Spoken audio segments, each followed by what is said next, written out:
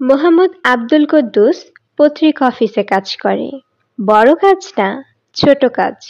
চা বানানো, সম্পাদক সাহেবের জন্যে সিগারেট এনে দেয়া, ড্রাইভার গাড়িতে তেল দেবে তার সঙ্গে যাওয়া, যাতে তেল চুরি করতে না পারে। এই ধরনের টালটু ফালটু কাজ। কুদ্দুসের বয়স 52। 52 থেকে 16 বাদ দিলে থাকে 36। 16 বছরে ম্যাট্রিক পরীক্ষা দেবার পর পুরো পরীক্ষা দিতে পারেনি সে, ইংরেজি প্রথম পত্র পর্যন্ত দিয়েছিল। তারপর থেকেই গত 36 বছর ধরে সে নানান ধরনের চাকরি করেছে, সবই টালটু ফালটু চাকরি। অবিশ্বাস্য হলেও সত্যি, কিছুদিন সে একটা চোরের অ্যাসিস্ট্যান্টও ছিল। নিতান্ত ভদ্র ধরনের চোর, সুন্দর চেহারা, স্যুট পরে ঘুরে বেড়াতো, শান্তিনিকেতনী ভাষায় কথা বলতো। বোঝার কোনো উপায়ই নেই যে লোকটা বিরাট চোর। কুদ্দুস যেদিন বুঝতে পেরেছে, সেই দিনই চাকরি ছেড়ে দিয়ে বায়তুল মোকাররম মসজিদে গিয়ে মসজিদের খতিবের মাধ্যমে তওবা করেছে। চোরের সঙ্গে বাস করে 400 টাকার মতো জমিয়েছিল সে, তার অর্ধেক মসজিদের দান বাক্সে ফেলে দিয়েছে। ইচ্ছা ছিল পুরোটাই দিয়ে দেবে, না খেয়ে থাকতে হবে বলে পুরোটা দিতে পারেননি। গত 36 বছর ধরে যেসব চাকরি কুদ্দুস করেছে, তার তুলনায় পত্রিকা অফিসের চাকরিটা শুধু ভালো না, অসম্ভব পরিমাণে ভালো। দেশে বিদেশে টাটকা খবরের সঙ্গে যুক্ত থাকার মতো সৌভাগ্য বাংলাদেশের কয়টা মানুষের আছে? সকালবেলা ঘুম থেকে উঠে বিনা পয়সায় খবরের কাগজ পড়া যাচ্ছে। এই সৌভাগ্য তো সহজ সৌভাগ্য না, খুবই জটিল সৌভাগ্য। প্রতিদিন সকালবেলা খবরের কাগজ হাতে নিয়ে তিনি এই নিজের সৌভাগ্য কুদ্দুস নিজেকেই ঈর্ষা করে। যুবক বয়সে সে একবার গণক দিয়ে হাত দেখিয়েছিল। গণক বলেছিল, শেষ বয়সটা আপনার মহা সুখে কাটবে, বিরাট সম্মান পাবেন। পত্রিকা অফিসে কাজটা পাবার পর কুদ্দুসের ধারণা হলো গণক মোটামুটি সত্যি কথাই বলেছে, শুধু বিরাট সম্মানের জায়গায় একটু ভুল করেছে। তা কিছু ভুল ত্রুটি তো হবেই, তাই না? কুদ্দুস রাতে পত্রিকা অফিসেই ঘুমায়। কোনো এক কোনাকানা খুঁজে মাদুর পেতে শুয়ে পড়ে। চাদর দিয়ে সারা শরীর ঢেকে ফেললে মশার হাত থেকে মুক্তি। মেজঘরে থাকতে হচ্ছে না বলে বেশ কিছু টাকা বেঁচে যাচ্ছে। বেতন যা পাওয়া যায় তাতে আলাদা ঘর ভাড়া করে বা মেজঘরে থাকা সম্ভব না। তার দরকারই বা কি? একা মানুষ, এত শৌখিনতার তার দরকার কি? পত্রিকা অফিসে কাজ করতে এসে তার গত 3 বছরে 10,500 টাকা জমে গেছে। অকল্পনীয় একটা ব্যাপার। টাকাটা পত্রিকার সম্পাদক মতিউর রহমান সাহেবের কাছে জমা আছে, চাইলেই উনি দেন। কুদ্দুসের টাকার কোনো দরকার নেই, তবু মাঝে মাঝে মতিউর রহমান সাহেবের কাছ থেকে টাকাগুলি চেয়ে আনে। সারাদিন হাতে নিয়ে চুপচাপ বসে থেকে সন্ধ্যাবেলা ফেরত দিয়ে আসে। টাকা হাতে নিয়ে নিরিবিলি বসে থাকতে তার ভালো লাগে, নিজেকে রাজা বাদশাহের মতো মনে হয়। আজ সকালে তেমন কোনো কারণ ছাড়াই কুদ্দুসের নিজেকে রাজা বাদশাহের মতো মনে হতে লাগলো। সে চায়ের কাপ এবং পত্রিকা হাতে বসেছে, পা নাচাতে নাচাতে কাগজ পড়ছে। মজার মজার খবরে আজকের কাগজ ভর্তি। খবরগুলো পড়ে ফেললেই তো মজা শেষ হয়ে গেল। কাজেই কুদ্দুস প্রথমে শুধু হেডলাইনে চোখ বোলাবে, ভেতরের ব্যাপারগুলো ধীরে সুস্থে পড়া যাবে। তারা কিছু নেই। সম্পাদক সাহেব চলে এসেছে, তাকে প্রথম দফায় চা দেয়া হয়েছে। তিনি ঘণ্টাখানিকের ভেতর আর ডাকবেন না। কুদ্দুস শীষ দিয়ে একটা গানের সুর তোলার চেষ্টা করতে লাগলো। পাগল মন গানটা খুব হিট করেছে। কুদ্দুস পত্রিকার 3 নম্বর পাতাটা খুলল। আজকের দিনটি কেমন যাবে 3 নম্বর পাতায় ছাপা হয়। কুদ্দুস এই অংশটা প্রথমে পড়ে। তার ধনুরাশি, তার ব্যাপারে আজকের দিনটি কেমন যাবে ওইখানে লেখা হয়, সবসময় লেখা হয়, সব মিলে যায়। একবার লেখা হলো দুর্ঘটনার সম্ভাবনা। সেদিন অকারণে হুমড়ি খেয়ে পড়ে বুড়ো আঙুলের নখের অর্ধেকটা ভেঙে গেল। আজকের রাশিফলে লেখা, ধনুরাশির জন্য আজ যাত্রা শুভ, ভ্রমণের যোগ আছে। কিঞ্চিত অর্থনাশের আশঙ্কা, শত্রুপক্ষের তৎপরতা বৃদ্ধি পাবে। শত্রুর কারণে সম্মানহানির আশঙ্কা। সম্মানহানির আশঙ্কায় কুদ্দুস খানিকটা চিন্তিত বোধ করছে। সম্মান বলতে গেলে কিছুই নেই। যা আছে তাও যদি চলে যায় তাহলে তো মুশকিল। পত্রিকার সব হেডলাইন শেষ করবার আগেই কুদ্দুসের ডাক পড়ল। মতিউর রহমান সাহেবের ইলেকট্রিক বেল ঝনঝন শব্দে বেজে উঠল। কুদ্দুস এমনভাবে লাফ দিয়ে উঠল যে তার কাপ থেকে চা পুরোটা ছলকে তার গায়ে পড়ল। শার্টটা নতুন কেনা হয়েছে, আজ নিয়ে মাত্র তৃতীয়বার পরা হয়েছে। সাদা কাপড়ে চায়ের রং সহজে ওঠে না। এক্ষুনি ধুয়ে ফেলতে পারলে ভালো হতো, সেটা সম্ভব না। মতিউর রহমান স্যার ডেকেছেন, 1 সেকেন্ড অপেক্ষা করা যাবে না। কুদ্দুস প্রায় ছুটে সম্পাদক সাহেবের ঘরে ঢুকল। মতিউর রহমান সাহেব বললেন, তোর খবর কি রে কুদ্দুস? কুদ্দুস বিনয়ে মাথা নিচু করে বলল, খবর ভালো স্যার। একটা কাজ করে দে তো, এই চিঠিটা নিয়ে যা, নাম ঠিকানা লেখা আছে, হাতে হাতে দিয়ে আসবি। জি আচ্ছা স্যার। জাভেদ সাহেব ইস্টার্ন প্লাজার 9 তলায় থাকেন। ইস্টার্ন প্লাজা চিনিস তো?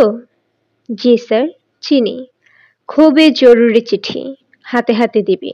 ওনাকে বলবি আমাকে টেলিফোন করতে, আমি অফিসেই থাকবো। নিয়ে টাকা নে, রিক্সা করে চলে যা। মতিউর রহমান সাহেব 20 টাকার একটা নোট বের করে কুদ্দুসের হাতে দিলেন। কুদ্দুস টাকা হাতে নিয়ে ঘর থেকে বের হলো। রওনা হবার আগে শার্টটা পানি দিয়ে একবার ধুয়ে ফেলতে হবে। কতক্ষণের মামলা। কুদ্দুস বাথরুমের দিকে যাচ্ছে, আবার মতিউর রহমান সাহেবের বেল বেজে উঠল। আবারও কুদ্দুস গিয়ে ঘরে ঢুকলো। সম্পাদক সাহেবের ঘরে ঢুকলে কুদ্দুসের মাথা ঠিক থাকে না। কুদ্দুস? জি স্যার। রিকশায় যাওয়ার দরকার নেই, দেরি হবে। তুই এক কাজ কর, আমার গাড়ি নিয়ে চলে যা, আমি ড্রাইভারকে বলে দিচ্ছি। জি আচ্ছা স্যার। রিকশা ভাড়া টাকাটা ফেরত দেবার জন্য কুদ্দুস 20 টাকার নোটটা বের করল। মতিউর রহমান সাহেব বললেন, টাকা ফেরত দিতে হবে না, তুই দেরি করিস না, চলে যা। শার্ট না ধুয়েই কুদ্দুস গাড়িতে উঠল। তার মনটা খুঁতখুত করতে লাগলো। এই শার্টের চায়ের রং আর উঠবে না। নতুন শার্টটা ছিল, মাত্র 3 বার পরা হয়েছে। গাড়িতে উঠে তার আরেকটু মন খারাপ হলো। আবার একটা ভুল করা হয়েছে, পত্রিকাটা সাথে নিয়ে এলে হতো। গাড়িতে যেতে যেতে কাগজ পড়ার একটা আলাদা মজা আছে। বসনিয়া হার্জেগোভিনার গরম খবর আছে। আজকের দিনটা ভুল দিয়ে শুরু হয়েছে। আজকের তারিখটা কত যেন? 14 এপ্রিল 1996। তারিখটা তার জন্য শুভ না। লিফটে কুদ্দুস একা। লিফটম্যান তাকে ঢুকিয়ে বোতাম টিপে দিয়ে বলেছে 8 তলায় গিয়ে থামবে, নেমে যাবেন। পারবেন না? কুদ্দুস বলেছে, পারবো। তার কথা শেষ হবার আগেই লিফটের দরজা বন্ধ হয়ে গেছে। লিফট চলছে না, স্থির হয়ে আছে। একটা লাল বাতি জ্বলছে আর নিভছে। মাথার উপর শা শা শব্দের ফ্যান ঘুরছে। অদ্ভুত ফ্যান, গায়ে কোনো বাতাস লাগছে না। লিফটের ভেতর বিরাট একটা আয়না লাগানো। আয়নার দিকে তাকিয়ে কুদ্দুসের মন খারাপ হয়ে গেল। শার্টের দাগ বিশ্রীভাবে দেখা যাচ্ছে। এখন লন্ড্রিতে দিয়েও কোনো লাভ হবে না, টাকা খরচ হবে, অথচ দাগ উঠবে না। আচ্ছা, লিফটটা চলছে না, ব্যাপারটা কি? লিফটম্যান মনে হয় শুধু দরজা বন্ধ করার বোতাম টিপেছে, ওপরে ওঠার বোতাম টিপতে ভুলে গেছে। সে কি 7 লেখা বোতামটা টিপবে? কুদ্দুস মন স্থির করতে পারছে না। একে বিপদে পড়া গেল। আগে জানলে সিঁড়ি দিয়ে হেঁটে হেঁটে উপরে উঠে যেত। 8 তলায় ওঠা এমন কোনো ব্যাপার না। পাগল মন গানটার প্রথম লাইনটা কুদ্দুস মনে মনে কয়েকবার গাইল। ইচ্ছে করলে শব্দ করেও গাইতে পারে। লিফটে সে একা। লিফটের ভেতর গান গাইলে কি লিফটের বাইরে শোনা যায়? হুশ করে একটা শব্দ হয়ে লিফটের ভেতরটা পুরো অন্ধকার হয়ে গেল। ইলেকট্রিসিটিকে চলে গেল। কুদ্দুসের বুকে ধক করে একটা ধাক্কা লাগলো। ঢাকা শহরে কারেন্টের কোনো ঠিক ঠিকানা নাই। একবার চলে গেলে কখন যে আসবে কে জানে। লিফটের ভেতর কতক্ষণ থাকতে হবে? লিফটম্যান যে গেছে তারও ফেরার নাম নেই। কি হচ্ছে না হচ্ছে সে খোঁজ খবর করবে না? একবারও করবি না? অ্যাডমিনিস্ট্রেশন ভালো না। মতিউর রহমান স্যারের হাতে পড়তো, এক প্যাচে ঠিক করে দিত। কুদ্দুস খুব সাবধানে লিফটের দরজায় কয়েকবার ধাক্কা দিল। জোরে ধাক্কা দিতে সাহসে কুলোচ্ছে না। কলকবজার কারবার, কি থেকে কি হয়ে যায়।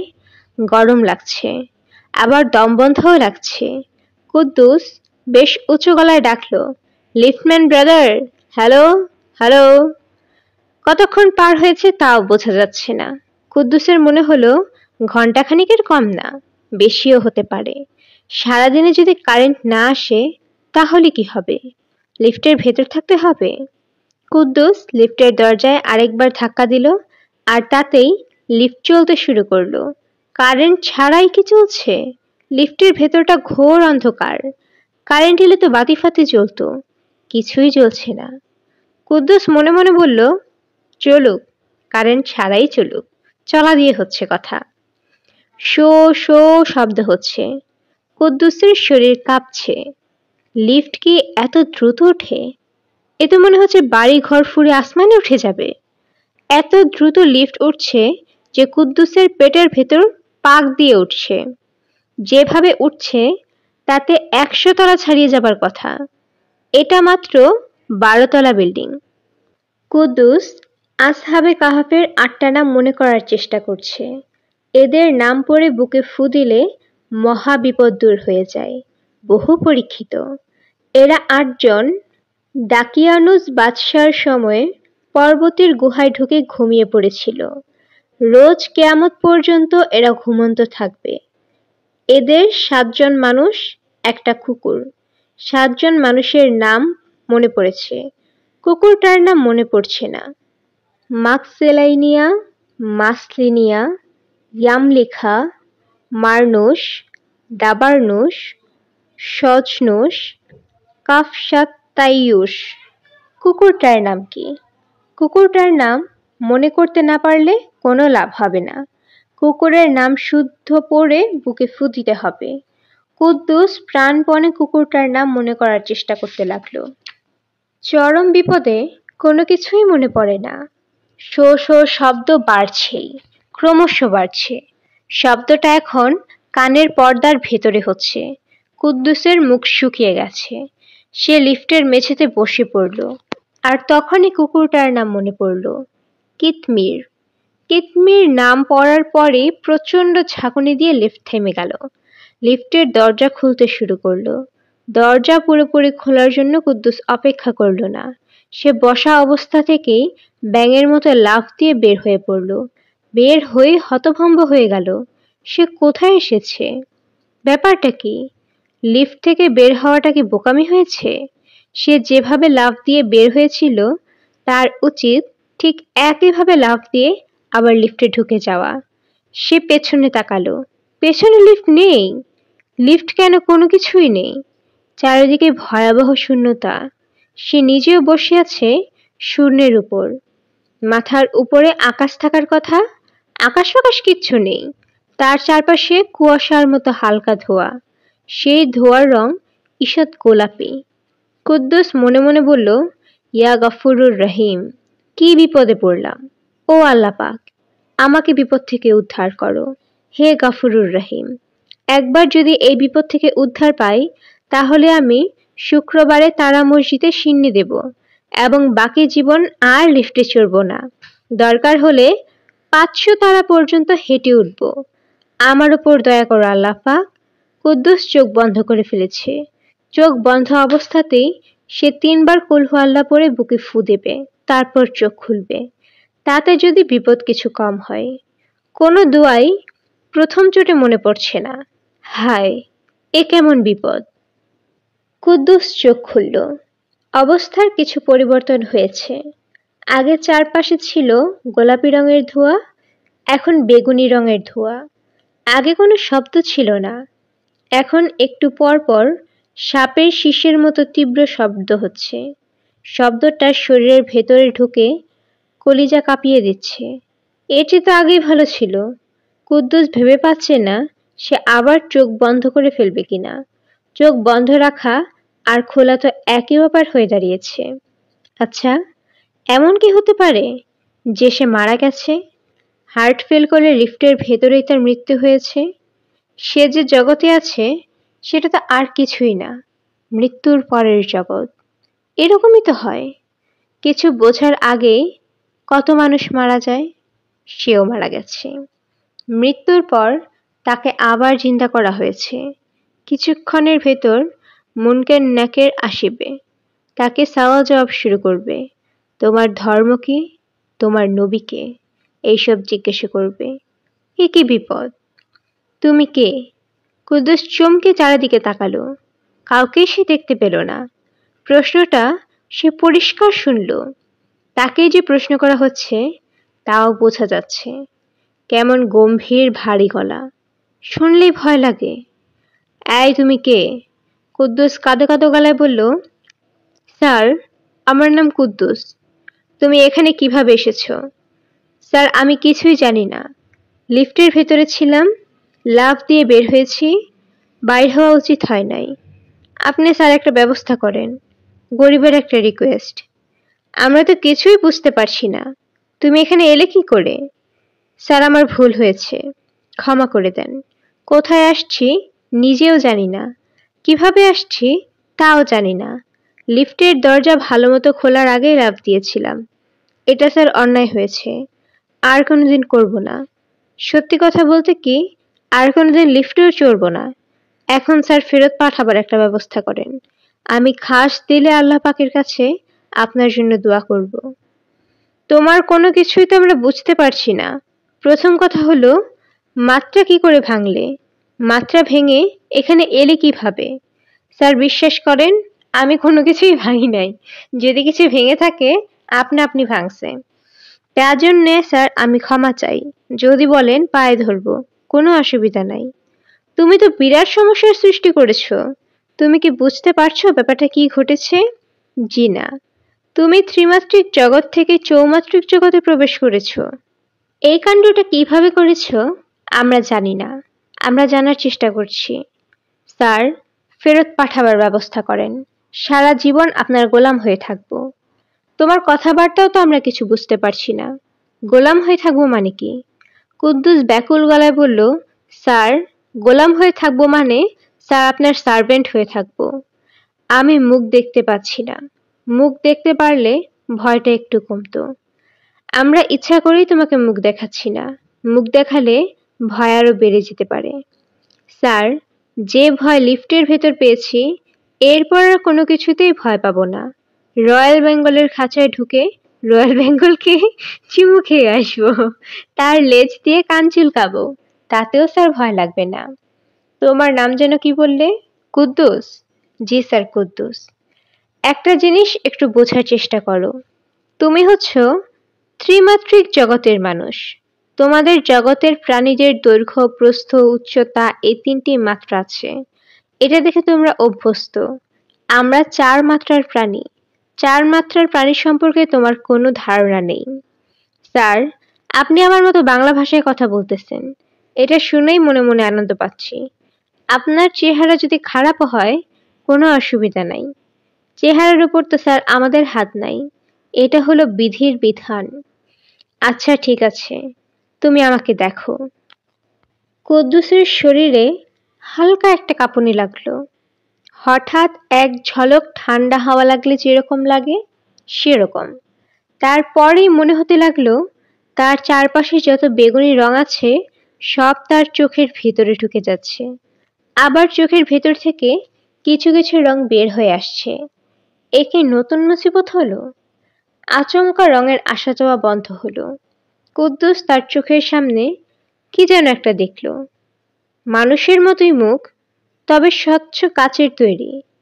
একটা মুখের ভেতর আরেকটা মুখ, সেই মুখের ভেতর আবার আরেকটা, এরকম চলতেই আছে। মুখটার চোখ দুটাও কাচের। সেই চোখের যে কোনো একটা দিকে তাকালে তার ভেতরে আরেকটা চোখ দেখা যায়, সেই চোখের ভেতরে আরেকটা। ঘটনা এই শেষ হলে হতো, এখানেই শেষ না। কুদ্দুসের কখনো মনে হচ্ছে ভয়ঙ্কর সে এই মানুষটার ভেতরে আছে, আবার পর মুহূর্তেই মনে হচ্ছে ভয়ঙ্কর এই মানুষটা তার ভেতরে বসে আছে।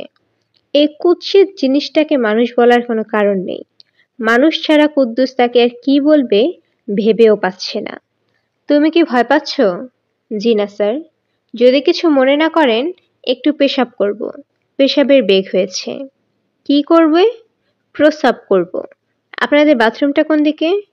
তোমার কথা বুঝতে পারছি না। কি করতে চাও? স্যার, একটু টয়লেটে যাওয়া দরকার। ও আচ্ছা আচ্ছা, বর্জ্য পদার্থ নিষ্কাশন। তুমি তো আমাদের মহা সমস্যায় ফেললে। আমাদের এখানে এরকম কোনো ব্যবস্থা নেই। বলেন কি স্যার? আমরা দেহধারী প্রাণী নই। দেহধারী প্রাণীদের মতো আমাদের খাদ্যের যেমন প্রয়োজন নেই, তেমন টয়লেটেরও প্রয়োজন নেই। এখন তুমি টয়লেটে যেতে চাচ্ছ, আমাদের ধারণা কিছুক্ষণ পর তুমি বলবে খিদে পেয়েছে। সত্যি কথা বলতে কি স্যার, খিদে পেয়েছে। সকালবেলা নাস্তা করি নাই, মারাত্মক খিদা লেগেছে। চক্ষু লজ্জার জন্য বলতেও পারি নাই। সকাল থেকে এই পর্যন্ত কয়েক চুমুক চা শুধু খেয়েছি। পত্রিকাও পড়া হয় নাই। আপনাদের এখানে পত্রিকা আছে স্যার?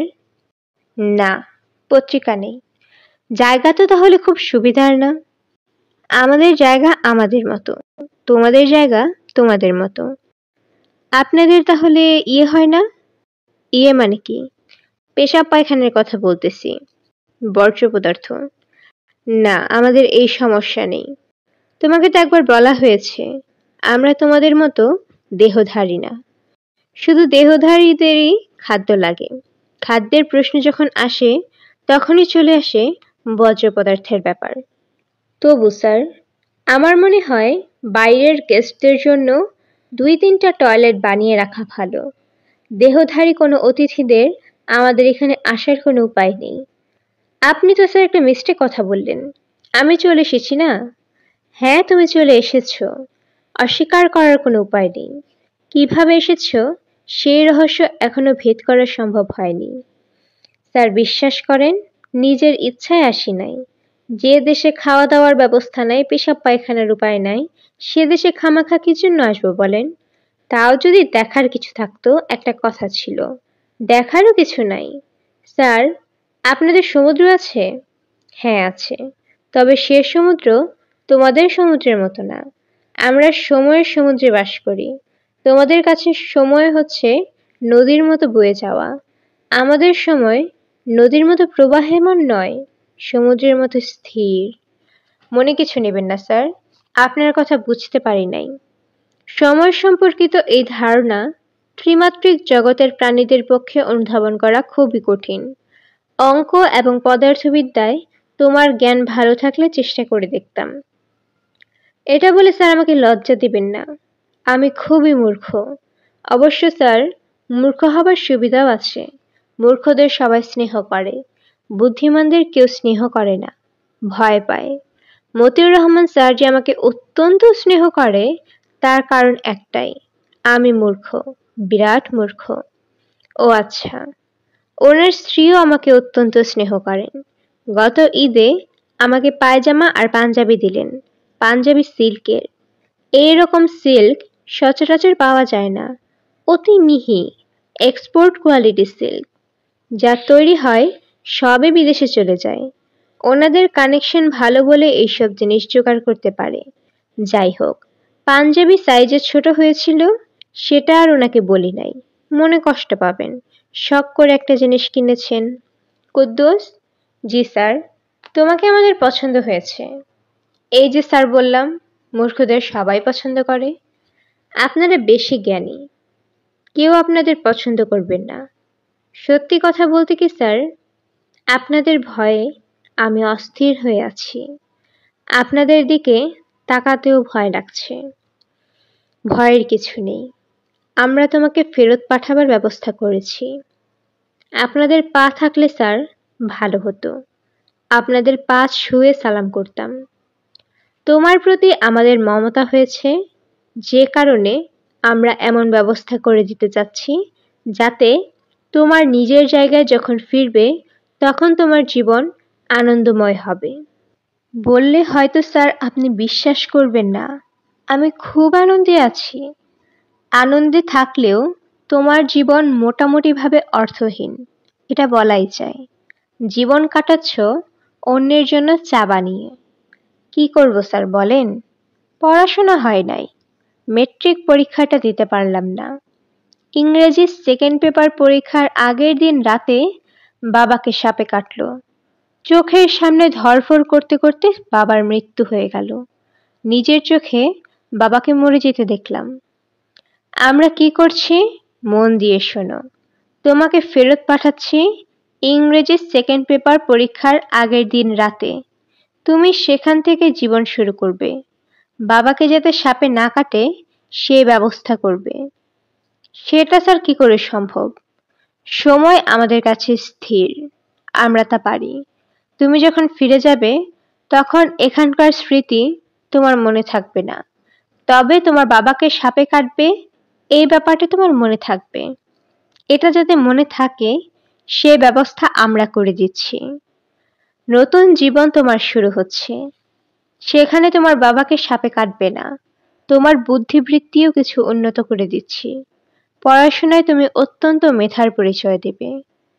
অঙ্কটা নিয়ে স্যার সমস্যা, অঙ্ক একদমই পারি না, খুব বেড়াছেড়া লাগে। আর বেড়াছেড়া লাগবে না।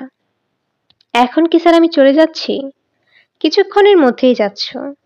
ম্যাডামকে আমার সালাম দেবেন, ওনার সঙ্গে দেখা হয় নাই। ম্যাডামকে তোমার সালাম পৌঁছে দেওয়া সম্ভব না, কারণ তোমাকে আগে একবার বলেছি আমরা দেহধারী নই, আমাদের মধ্যে নারী পুরুষের কোনো ব্যাপার নেই। জি আচ্ছা, না থাকলে আর কি করা, সবই আল্লাহর হুকুম। একটু দোয়া রাখবেন স্যার।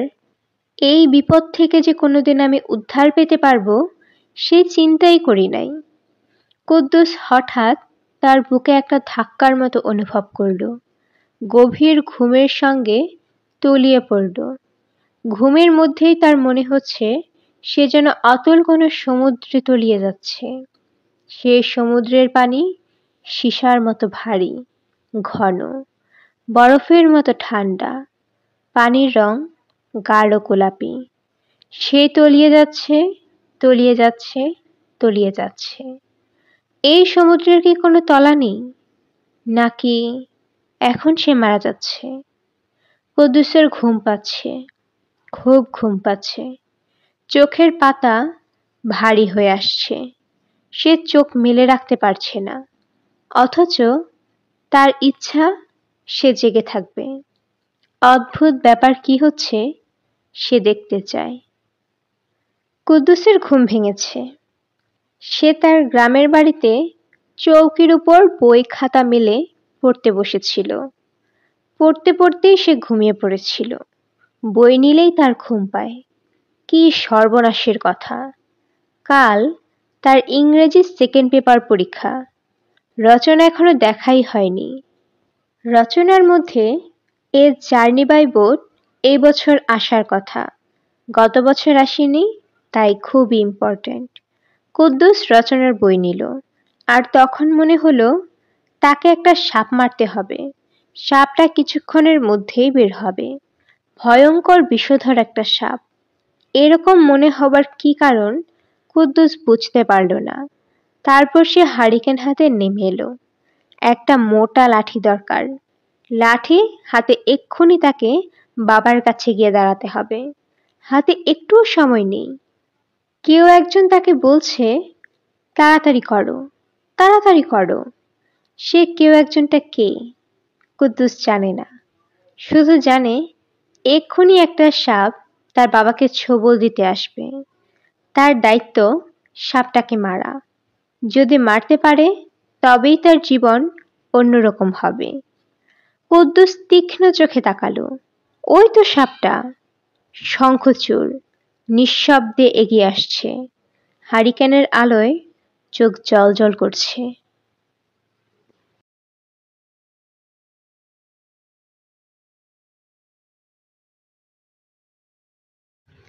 হুমায়ূন আহমেদ স্যারের সায়েন্স ফিকশন বিষয়ক যে ছোট গল্পগুলো আছে, এমন অনেকগুলো ছোট গল্প আমার চ্যানেলে আপলোড করা আছে।